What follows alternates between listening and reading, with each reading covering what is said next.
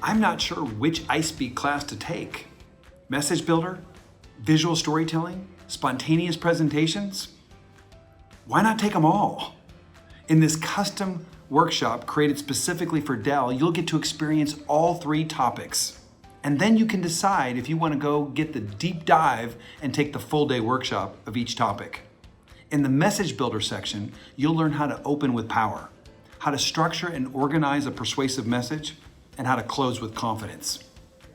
In visual storytelling, you'll start by learning to storyboard your slides before you build them, and then how to create simple slides and focus your audience's attention on the key point you're trying to drive during your topic.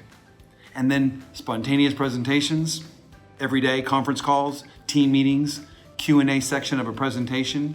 You'll learn how to think on your feet and even how to deal with that aggressive question that comes from your audience members.